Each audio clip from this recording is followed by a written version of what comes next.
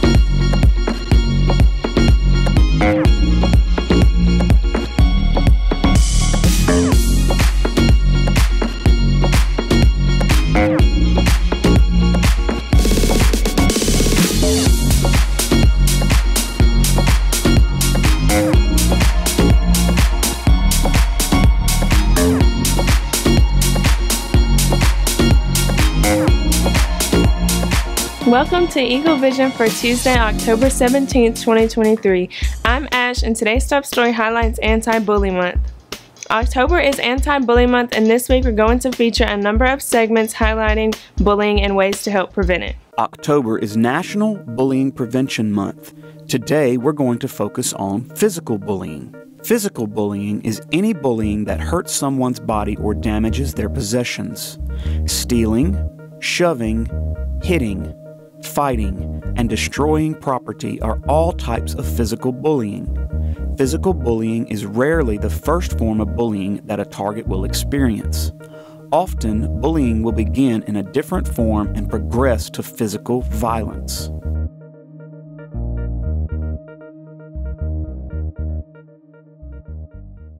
Last week, we sat down and interviewed a local business owner about ways to start your own business.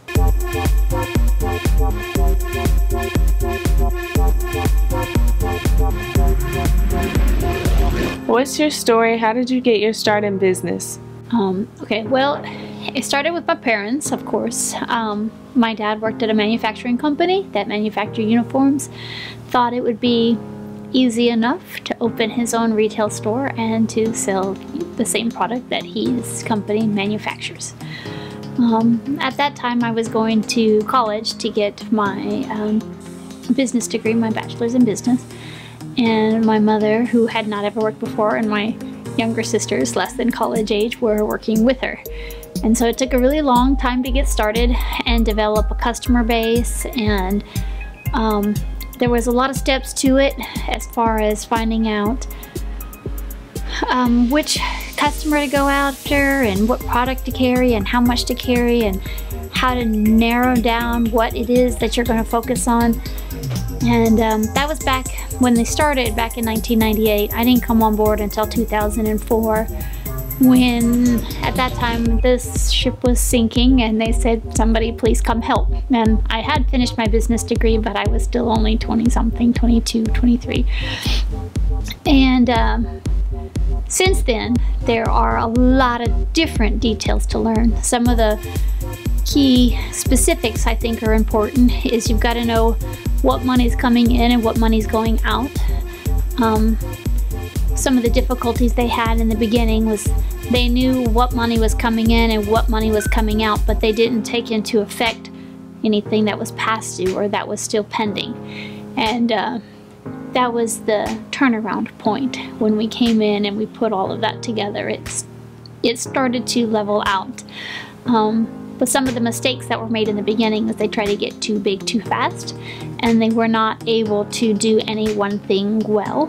And so it had to be dialed back, and I had to learn There was no more teacher that told me, hey, you know, Sally wants 10 apples, and if she shares with, you know, making 15 apple pies, you know, how many apples go in each pie. There was no equation given to me. It was like, you have to find out what answers you need to come up with in order to even figure out the problem. And it took me a long time to understand that is a never-ending, it's a never-ending journey. Every day it changes. And even just recently I placed an order that I don't normally place, like for merchandise to carry in my store. And it seems to have helped. You know, trend is going up. It was just random. It was not what I normally do, and it was things like that that we used to test what merchandise to carry, what merchandise not to carry. But at that time when I was able to place this order this time, you know, it was part of an investment in inventory. So inventory is an investment, and you have to know that you're getting a certain return on the investment in order to carry the stock. How well it's received or how many customers decide to buy it, that just depends on the product itself. If it's not any good, you know, they're just going to quit buying it. So you kind of have to start with that, and sometimes building a story or developing a look or an image or an idea. Those will trend for a little while, but if you're doing things that are trending, you've got to make sure that you know that it's a trend, and you have to be ready for another trend. Do you have any tips for entrepreneurs? So if you're starting out as an entrepreneur, chances are you have an idea of something that you like a lot and that you believe that other people should like it too. So make sure that when you have your idea, you have an idea of who you're selling it to, what kind of money needs to go in to get it started, and how long does it take to make each product? How is it worth the investment? Time is an investment all on its own.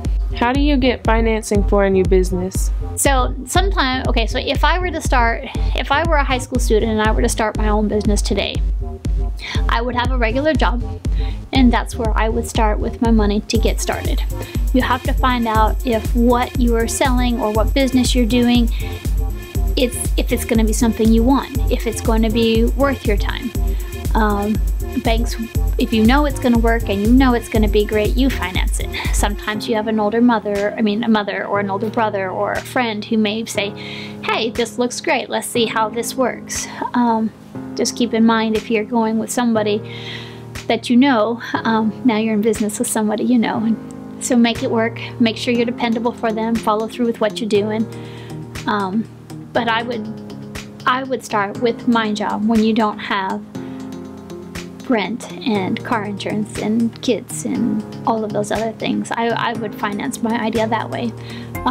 In doing that, you are building credit, and you are building a product and showing your business model, so that when it comes time to expand or to grow, then you could go to the bank and then they would have something to see that this is working because of, you know, this. It was an eye-opener for me, all of the information the bank was asking for when they were starting to look for credit to purchase the inventory that they believed the store needed at that time. Now, as an experienced business owner, I do know that the amount of inventory doesn't matter as much as what inventory you have.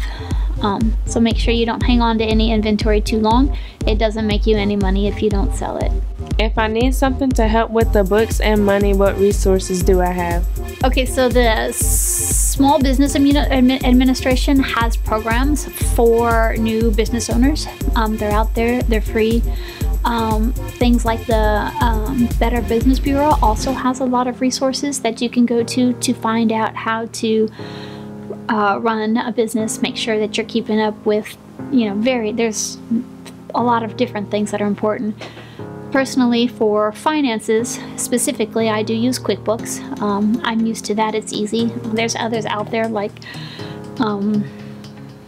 Oracle and a few others. QuickBooks is a large company, and so it's integrated with Intuit, which does your taxes, and it also does a lot of paycheck things, and it does other things for when you get bigger. But it does have a small personal option that you're able to download on your phone, scan in your invoices, keep up with money going in, money going out, send invoices from it. It's really an all-in-one software that you would need. It doesn't receive payments though. You may have to do something like Square, or I know there's certain rules about receiving funds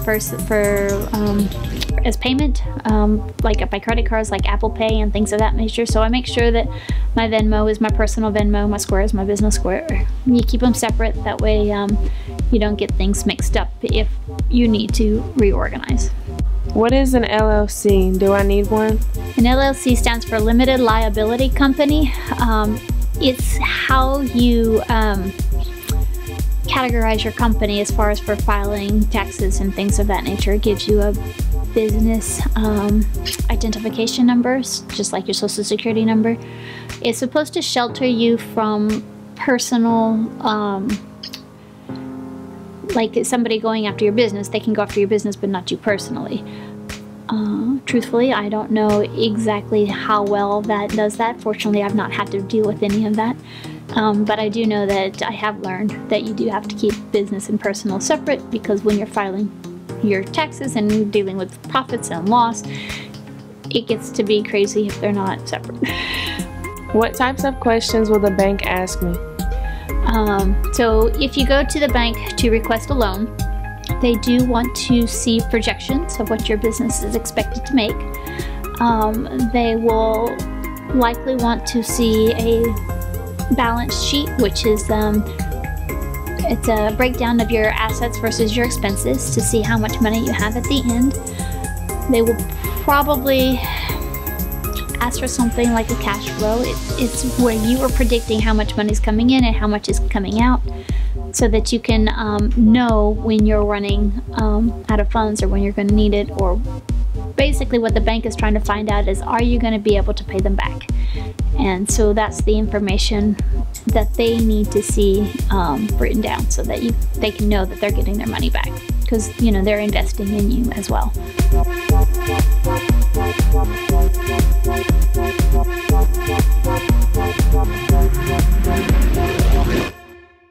This week's feature vocabulary words are demean, depict, and determine. Demean. Cause a severe loss in the dignity of and respect for something or someone. Depict. Show or represent. Determine. Cause something to occur in a particular way. Be the decisive factor in.